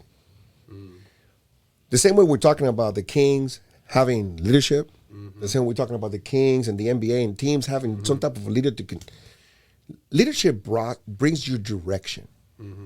What we lost was direction. We had no direction. That's reality. Okay? Whatever you are Democrat or Republican, you had no direction. We didn't know how to go about this. Here in California, and I'm speaking now from the point that I had a chance through Marcus learn how other states are coping with this thing. Marcus was told that his high school season was completely canceled. He could probably had a good chance to win state this year. And basically, that was it. So he was lucky enough to get selected into a program that continued to allow him to compete. Yeah. So we had a chance to do that at places like Alabama, Texas, Florida. Florida, yeah, I was gonna say Okay. Florida's got to be. So we from California going into these places and seeing how they're running track and field meets, national ones, how they're running AAU all-in-one facility tournaments. What I did notice is that other states have chosen to have a plan. We did not have a plan. What we did is we postponed and keep postponing and keep moving and keep canceling. Yeah. Texas, for example, he's high jumping against a guy that's his same age group, actually a little younger. He's 6'9", and the guy is an amazing high jumper, and he also plays high school for his high school team. He go, Marcus, I got to stop high jumping now because I got to report to my high school practices. Okay. So COVID-19 will be like this in 1 week, or will be like that the next week, and it's going to be like this for a while. Okay. And they're going to say, okay, how are we going to conduct that practice? So if COVID-19 has so many numbers, we're going to conduct a practice this way. Yeah. If COVID-19 has this many numbers, then we're going to have the game this way. But the game and the practice is not going to be postponed. Right. Here in California, we have an issue, and the issue is that the schools are not listening to the athletes or the students. The schools are really worried about a huge word that is not being talked about anything in the news, which is called liability. And so the schools' main concern is making sure that they're not liable for something that could happen, because now everybody's too happy. You know that. Yes. And everybody, and the school district is the easiest thing you can sue, Especially in California. especially in California. Yeah. So what's going to happen is that the school, there's no way in hell that school is going to allow anything happening that they could potentially feel and think is going to affect a potential lawsuit. In other states, you don't have that issue. Let's also touch on a couple in a very important factor here. School districts are schools. Harwood Palace is a business. All-in-one track and field facility in Alabama is a business. So those people are in a business scenario where you can have your own protocol. It's like Courtside or Harwood Palace.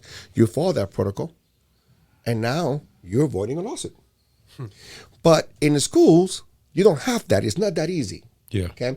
So I will tell you that I think what this state of California has done is that in the same way they are proactively trying to prevent this from getting any worse. And I think they've done a good job in regards to doing that in comparison to other states. They have not had a plan to have a balance. And here's what people don't get. The pharmaceutical company that I work for manufactures drugs for what's called atypical antipsychotics. These are drugs that are set up for people that have symptoms such as bipolar depression, schizophrenia, and so on. Wow. The real wave that people are not talking about and not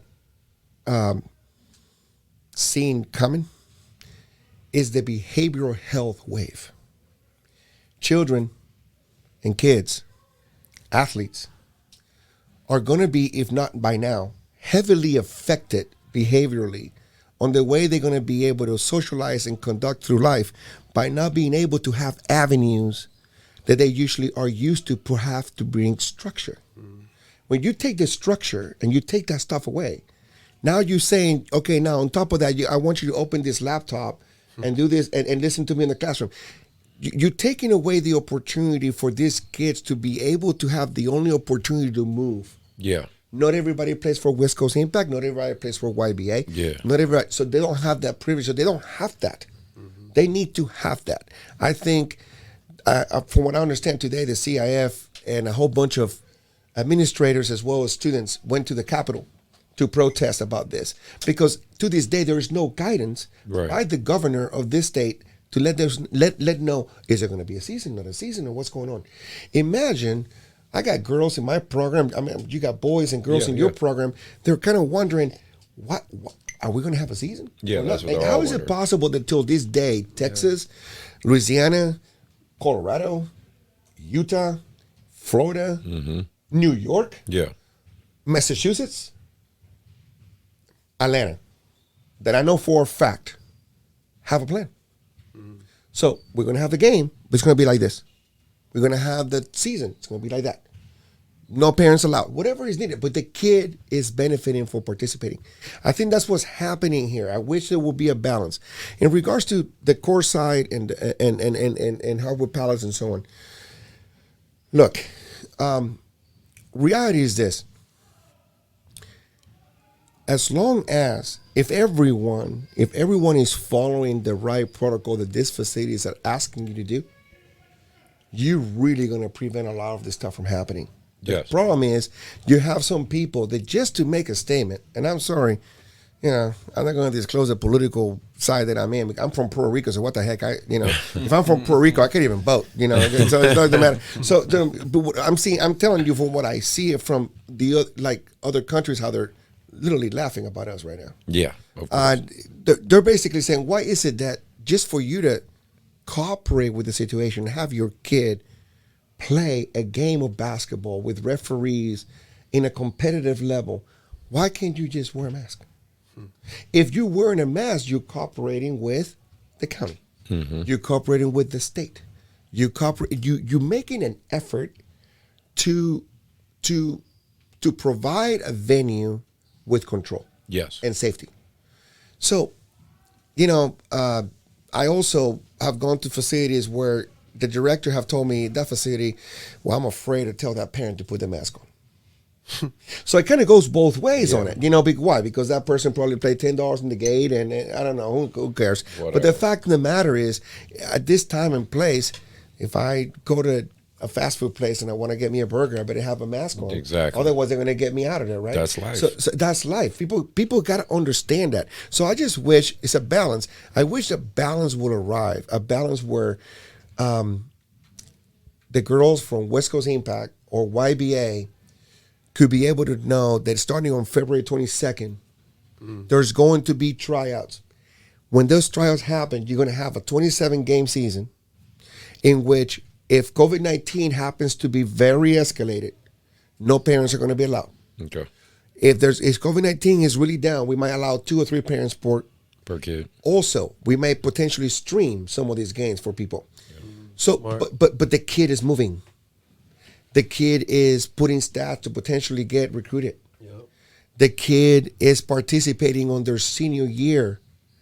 Right now, you're asking with the COVID-19 thing, here's another thing that can be ignored. Survival of the fittest. You look at the NCAA. What are they doing? They're waiving everybody. They're giving everybody a brand new season, no matter what you do. All those guys that were catching passes from Alabama and Oregon and playing football right now, those kids are coming back next year. So you have now all the sports, basketball, they're being waived. No matter what you play, you're going to get a year back. Okay, but what is that doing for the high school kids? The kids can't get a year back at Whitney. They can't get a year back anywhere else. So it seems like everybody is ignoring what potentially is going to cause, in my opinion, a bigger problem, which is going to be a whole bunch of young kids that have the ability to play at the next level or not, coming back with some serious behavioral problems that this country, I don't personally feel, are capable or either ready to tackle. So we can't ignore that. We cannot ignore that. No. And so I really applaud people like yourself and Ken G. I even applaud myself, GGT, everybody out there, because in reality, you really think about it. I mean, I have no kids in the program. I'm risking my life every single day to make sure these kids are getting at least a chance to play and be active, you know. And I just wish that the state of California would look at that and say, you know what, we should take a little bit more of leadership and guidance and assume a little bit of responsibility. If you're not going to allow the kids to play at Whitney, allow a club to be able to use your facilities, since everybody's, you know, distancing. Yeah. Nobody's at the school. Let that club pay your fee, but allow that student body to participate through that club. And you don't have the liability in it. Yep. Again, it's just, there's so many solutions that could happen. But I think at the end, my dad being an attorney, I will tell you, at the end is the legal department what actually runs the school districts. Makes sense. So. Well, then, no, that's great points that you added. Also wanted to do a couple quick shout outs real quick too. Wanted to give my 8th grade team a shout out that they're at the EBC camp in Anaheim this weekend. So, you know, shout out to you guys and EBC for putting that on, because that might be one of the only big basketball camps, you know, going on into 2021. I mean, granted, 2021 isn't super far away, but again, we don't know what's going to happen. So, Jamie, if you get this, especially because I know you're directing it, you know, a phenomenal job having that go on locally. Also wanted to give a shout out to William Jessup girls, because they just played. William Jessup boys played Fresno State, but they got smacked. So sorry, I can't talk about it. My son goes to Fresno State. So. Exactly. They killed them. But William Jessup's, in case some of you guys don't know, listen, William Jessup University is right down the street from my location, and I actually know Coach Tet, who was on our show on episode 2, is the assistant girls coach there. So definitely they had a great game yesterday. They played against University of Nevada, and they only lost by 1. It was 66-65, and they're kind of on a trip playing a bunch of D1s. Aycee Willis, who's a girl I've trained here at my program. She wasn't a YBA girl, but I've trained her a few times. She led with 15 points. Yes. You know, from what I heard and saw from the highlights, it was a really competitive game. So shout out to William Jessup girls, definitely, especially because they're right down the street. So, you know, and then some of them work here or been here and been a part of the clubs here. So, you know, phenomenal job for you guys. Our topic for respectfully disrespectful, wanted to talk about that one before we lead out from the show. Something I would think you've probably seen and experienced yourself. Was it last weekend? It was either last weekend or 2 weeks ago. West Coast Elite, which I'm sure you've heard of. You know, they're like the biggest program out of all of us. Did a basketball camp down in Phoenix, and they had the guy Chet, who's the #1 high school recruit, and Imani Bates. One of your boys was there. Jaden Alexander. Shout out to Jaden. Yeah, they were there. My boys went there. I have a really good 17 and 16U group. Some of my 16U boys were invited to that the Elite 100 camp. That's what it's called, the Elite 100. But then they did this is the point where I wanted to talk about respectfully disrespectful, because again, on my show, I like to be real about AAU basketball and some of the bullshit that goes on. And this is something I've seen plenty of times, and I would assume you have as well. So they did their top 20, top 40, top 60. Out of those top 60, only 2 kids were not West Coast Elite kids. Only 2. So 58 kids out of their Elite 100 camp all happen to be West Coast Elite kids. None of my 16 kids, and you've seen my 16 kids like Jay and them play. Yeah. None of them made the top 60. And I wanted to talk about that kind of bullshit, because I've experienced it and seen it firsthand. I brought my kids to a Cali Hoops camp, and the guy that runs Cali Hoops, that's one of the media sites, and one of the coaches there, Bracey, was there, and he saw it, and he even acknowledged it was some bullshit going on, because they had a top 20, and like Anthony, who's at Prolific Prep, my nephew, he plays for Prolific Prep, their AAU program, right? Cool. He didn't make their top 20. No, for real? Yeah, he didn't make their top. The kid that went for Prolific Prep, but they had an 8th grader. They had like an 8th grader that made their damn camp, made their top 20, but because of the guy that was helping to run the Cali Hoops thing is Demo. I don't remember his name, but he calls himself Coach Demo. These were his guys that made this. And so but keep in mind, I brought 23 kids to their camp. Damn. And more than any other coach there. Exactly. And only 4 of my guys made it. And my kid who now plays for Prolific Prep, AAU program, my nephew, who's 6'7", athletic, whatever, didn't make their top 20. So I just wanted to kind of talk about that kind of bullshit if you've seen it with these I want to elaborate camps. on that so much. I'm so glad you bring that up. I got a message to all the parents that are listening to this. Actually, I will extend this message to all the kids that might be listening to this for AU. That specific crap is what causes a distrust on the AAU circuit. Yes. Let me just tell you, first of all, I think everybody should get educated in here.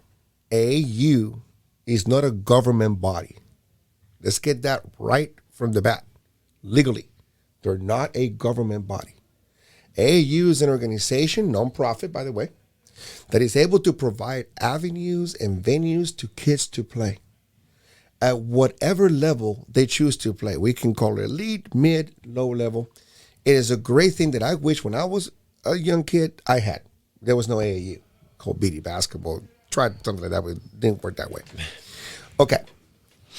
I get tons of emails coming in from my parents when I did the Wildcats, even parents of other clubs that know some of my parents, about this ranking stuff. Okay. So first of all, there is no ranking. Exactly. Ranking of what? Okay. You're not a government body. Second of all, let's be a little bit smarter. Parents, a little bit smarter here. How many thousands and thousands of kids are playing basketball in this country from the East Coast to the West Coast for you to think that you actually have the best 8th grader in the country? I love hearing that. Oh, He's the best number one 7th 7th grader. He's the number country. one 6th grader in the 6th grader country. in I the said, country. how did you vote that? I mean, How? I think parents is a combination of they want to be on that kid's. They want to make sure that kid achieved the dreams they didn't have. And so for that, they're so gullible. They fall into that. And it's same thing. We in AAU are the ones that got ourselves in that predicament by providing those venues and lying to people, in other words. Okay. So when I see tournaments and I see, oh, we got the top 25 in the West Coast participating in here. Wait a minute. What are you talking about? Who made you a ranking body to say you're in the top 25? I go to the extent on this. And I'm not going to mention names. And You're better than me. Because I'm not going to mention names. Because it's actually to the point that actually the NCAA have actually applied some of these methods to make money. And that's what gets me upset. First of all, you got now people saying, okay, we would like to invite you to top 20 or 30 or 100 elite camp. Okay. I don't know. When you played, when I played, if somebody recognizes, man, the top 100, here's your airfare, here's your gear, let's show up. Yeah. True that. Okay? If you weren't lucky enough to be selected into that, sorry. Try next time. Exactly. Work your ass harder. Why are these so-called elite camps are costing the elite players money? That's the first question. Parents out there, listen, please open your ears. Second thing is, since when are we now people that can say, I am going to be a scout for NCAA teams? Okay, let's get this straight. You might scout for baseball teams in the NFL. You have scouts for the NBA. They might send their folks to Europe and scout some players, and you see them on the draft. Yes. Since when a 4-year coach has any budget to go ahead and say, Bobby, I want you to be the scout and tell me whatever you see on that player is what I'm going to get in my program anyway. So I'm going to pay you to do that all over the country.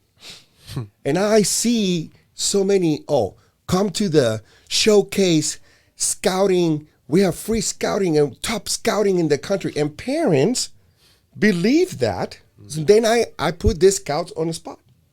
When they invite my girls, I say, okay, so you're a scout for who? Right. Oh, no, well, I'm a scout for, my word. Your word? Where do you play? Your word? Where do you coach? Exactly. Oh, but here's what happens, coach. Okay, so and respectfully, I want them to teach me what their business model is. Parents, listen to what the business model is. You're going to go ahead and pay money. You're going to go play up and down with some jerseys that say whatever with a 113 in the back. Yeah, absolutely. You're going to get filmed. You're going to pay probably $150.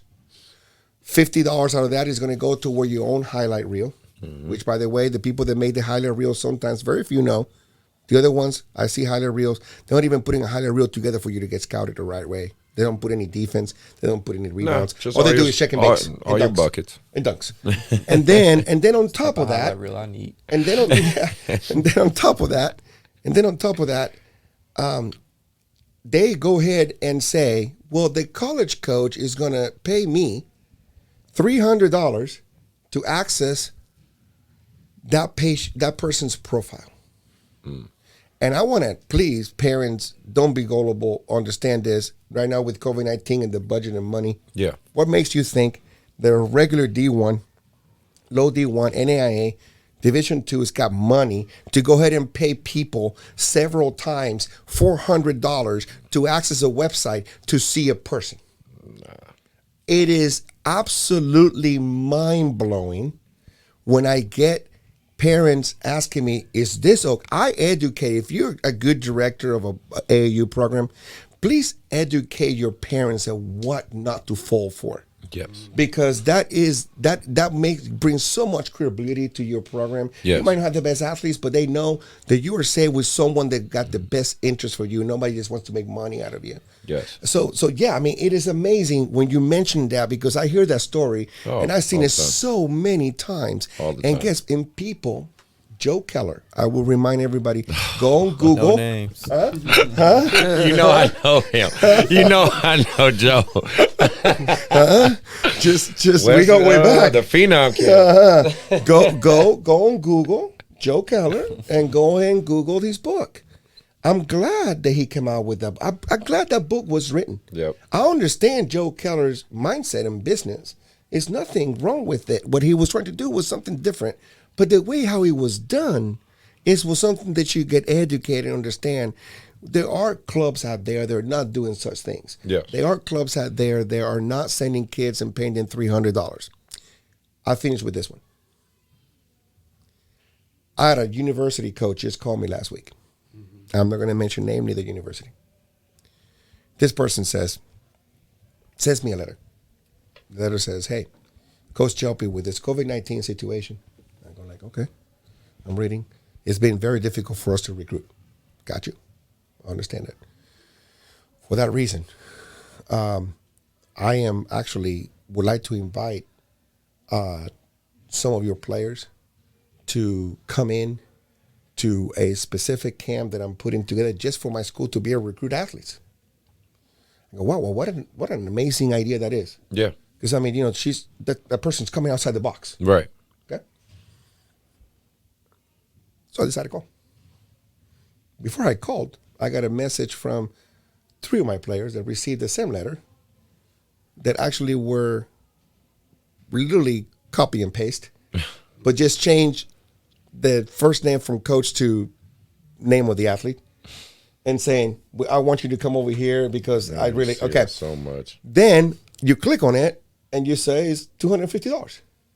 So I go, okay, great. Okay, I got you, because a lot of, now these days, it's not easy for low-level schools, 4-year schools, to make budget and money. So sometimes they want to be able to bring the athletes and make a little money out of that, better than not having a program at all. So I respect that sometimes. But then what's interesting is when I called that coach and I said, okay, so talk to me about the players on my roster. She could mention one. Yeah. So I'm going like, you couldn't mention one. Meanwhile, I had in my other phone 3 letters that went from this person to my athletes addressed personally to their name. So parents and kids, if you're listening out there, truly understand that if you are paying for something for you to somehow get recruited, understand that you're going to be going in with many other kids doing the same. Understand that somebody's making money out of it. That's the purpose of it. Yeah. And understand and be realistic to yourself, knowing that you may go there, but you may never get a call back. Because reality is what is called in the AAU world a catcall. Yeah. And so it gets me very upset when I see kids' dreams put into, the kids don't know any better, so they go, oh my God, I'm getting recruited. I'm going to go to the top 200 in Arizona. Yeah. I mean, what the heck? Okay, so the question that I have is that organization, what are they and who are they to say that they are having the top 100 athletes according to them? Yes. Are they ESPN? Nope. Are they ESPN 7, 6, 5, 4, Hispanic ESPN? No. So who are they for them to actually say that these athletes are the ones that, and then the question is, are true coaches really looking at that? As an assistant coach, I will tell you this. In college, this is what I did. When I got those typical profile things that came in, Bobby, whatever, he's interested in coming to Sonoma Community College. I go like, okay, here's also his profile, whatever. And I go like, okay, delete. Right. That's Delete. what I tell. That's what I tell a lot of people. Athletes need to go ahead. You want to get truly recruited now these days? And for the record, we've been in basketball all over the United States, but Sacramento basketball is not like it's not top power in the country. Yeah, he literally recorded me saying that shit to my team. Remember that? I was saying that shit to my. I said, "You from Sac?" I said, "You're not even from Sac. You're from Rocklin. Nobody's coming to Rocklin looking for talent." I've said that to my kids. Exactly. Like, So- you have to fight that much harder.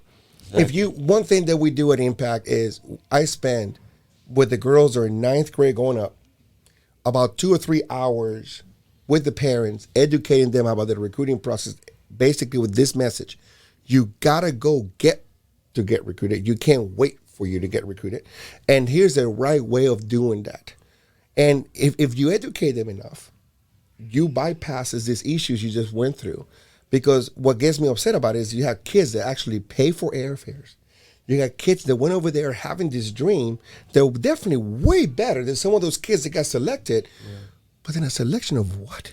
Right. I mean, let's. What's the name of the organization again? Which West Coast Elite. West Coast Elite. Yeah. Okay, West Coast Elite. Well, we've seen West Coast Elites through my 18 years, and I've seen many other AAU programs that just like that disappear. I mean, and coming in and coming out, and you only have the same ones always consistently be the Soldiers and, Crumpton, and all those guys. They stayed consistently on that. Yeah. But the other ones that go up, Wildcats organization, we used to be a powerhouse. Where are they now? Right. So who are we to judge these people? Talk to a coach. Let him know what the skill set is and get it going versus spending that. So it makes me very sad to hear what you just said, but it's something that is happening very often. Absolutely. All right. Well, then I'm going to go give my last couple shout outs and then I guess we'll be out of here. Or Mark, you got anything to add to anything? I know you've been listening. Everything yeah, no, you're hearing two. Every time Joby talks, you and Marcus are listening to two coaches talk about all this coaching shit. Like that's basically what you're hearing right now. Taking notes. No. So no, this is the type of dialogue we want. I want to do my last shout outs for Anthony, my nephew. Again, he was in Phoenix this past weekend. He was doing the prep school bubble stuff they've been doing out there. I'm just really proud of him. He's just he's about to. He has his start his junior year at Whitney, so he's been working really good. Yeah, right. You saw the highlights. He's working really hard, and I'm just really proud of him. So I just wanted him to know that.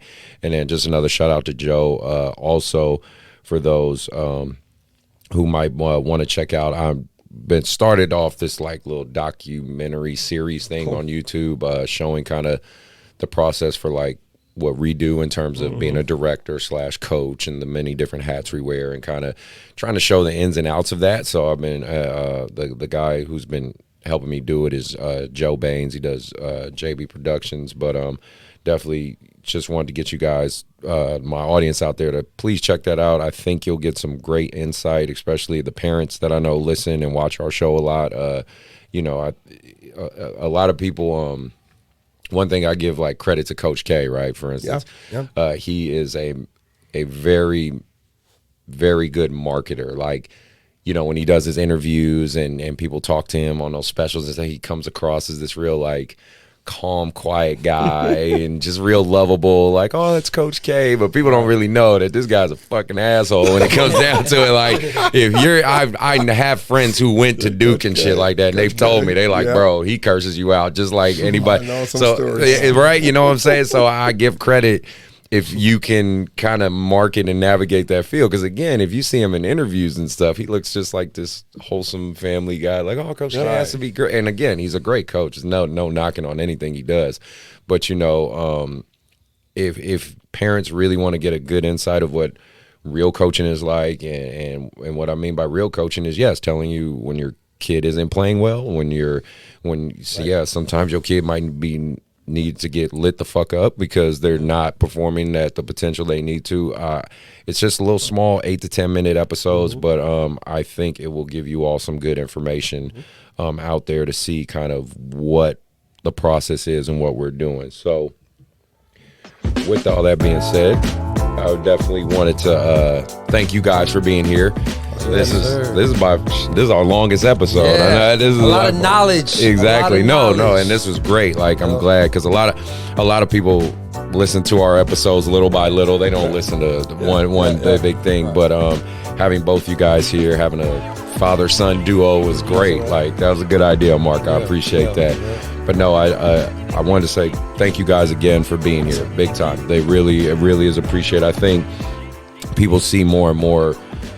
Me, Mark, and Ty really try to put a lot of effort into the show. If you couldn't tell, like, we really, this is a passion project of mine, because I really want people to get a voice out there, and I think the AAU world just needs a voice. You know what I mean? Because you know, God rest his soul. You know, Kobe Bryant at first initially felt like, screw AAU. I don't like AAU. But then think about how heavily he got invested with his daughter. You know, and how big that was. It shows that this thing can be a really great thing if done properly, right? You know what I mean? So I really appreciate having your guys' perspective. It helps a lot. Mark, you got anything to add? No, again, just want to say thank you, Marcus. Good luck. Keep working. All right. Thank you. Team USA, Olympics, Coach Jopi, thank you. Like any girls out there, West Coast Impact is one of the best girls programs, especially in our area. And again, like I said, thank you for being a mentor and everything like that. So, and again, all the links and stuff for your program will definitely be in the bio. So if people want to check you out and check out all that, we're going to have all that there for you. Again, please hit us up. Feel free to hit us up on social media if you have suggestions for future episodes or anything like that, or just want to voice your opinion. You could tell us we suck. We don't care. I just hey, let me know your opinion, man. That's haters. Where the haters at? Exactly. We're fine with that. But no, again, we appreciate anybody who's listening. Hit that subscribe button, hit that follow button. One small click for you helps us big time. And I think that's it, and we're out. Sir.